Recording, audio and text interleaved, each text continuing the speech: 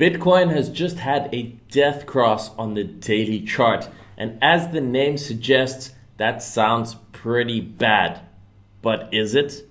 Let's take a look at the daily Bitcoin chart. Let's take a look at the death cross that just occurred, what it is, and what has happened previously when Bitcoin had a death cross and what that actually meant for the price action that followed afterwards. All right, so here we have the Bitcoin chart. We're currently trading just over $59,000. So what is a death cross?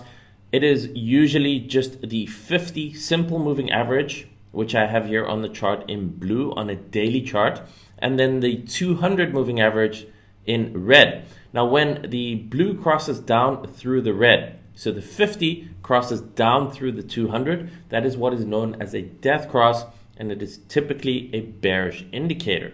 Now, the opposite is a golden cross, and that is a bullish indicator when the 50 crosses back above the 200-week moving average.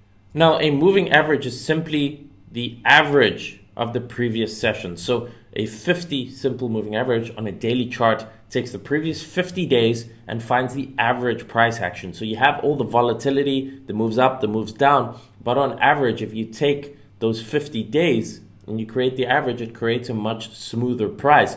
And that is basically what a moving average is. The same thing with the 200 simple moving average. It takes the previous 200 units of that chart. So on the daily chart, it's 200 days, and it takes the average price and smooths out the volatility and the fluctuations that you see from the day-to-day candles. And that gives you these different lagging price actions, one of 50 days and one of 200. And just as a general technical analysis consensus, this works across all financial assets.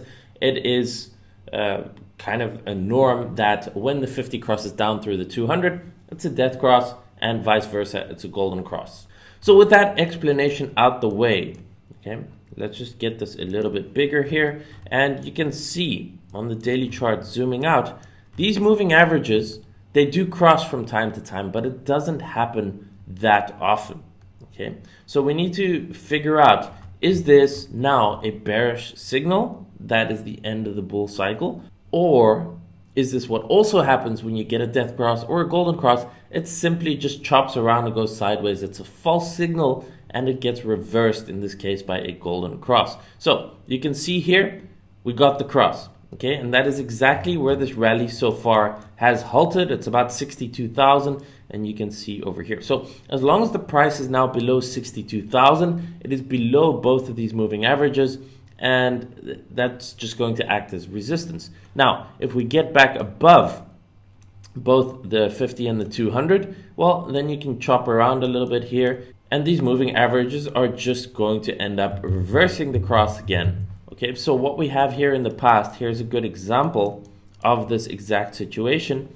Over here, you can see we got a death cross here technically in September of 2023. The price basically chopped sideways, and then you can see here this was on 12 September, and then over here on 29 October, so 1.5 months later, we got a golden cross again, and the price went on a massive run up. So for anyone who just automatically says, oh, we got a death cross on whatever it is, in this case it's Bitcoin, and that means we have a bear market. No, that is not always the guaranteed outcome. In fact, it's about 50-50 whether it's going to be a new bear market and bear trend, where it's a complete reversal of the trend, or whether it's what I just showed you, it's basically just a false fake out signal where the price chops sideways and then gets back above it, reverses with a golden cross, and we're in for massive upside.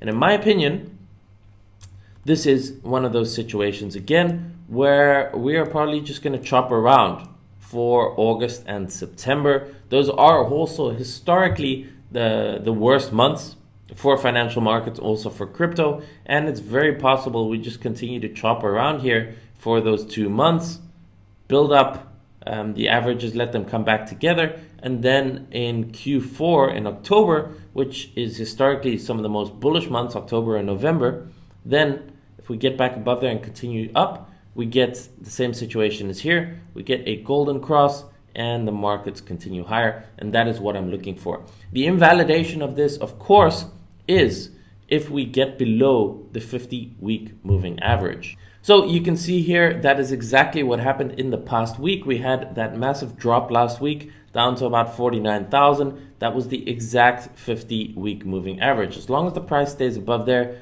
I think we form a base here, we chop around, and we continue higher later this year, probably October and November, the way things are looking now. So we chop around maybe August or September again, which then gives us an ideal opportunity, hopefully just to accumulate, to get in position and to get ready for the next wave up. Of course, if the price does get below this 50-week moving average and it closes below there, then that is obviously much more bearish, and we're probably targeting the 200 next, which would be about 40. And if we lose that, well, then things look very, very bad. But until that happens, we are still bullish. We're still above the 50-week moving average. And in my opinion, now we are consolidating. I think this bearish death cross that we have now is going to prove to be a fake signal that will be reversed again with a golden cross several weeks down the line, in the same way that it happened in September last year. That's just my thoughts though. Let me know what you think in the comments down below. Is this the end of the bull cycle?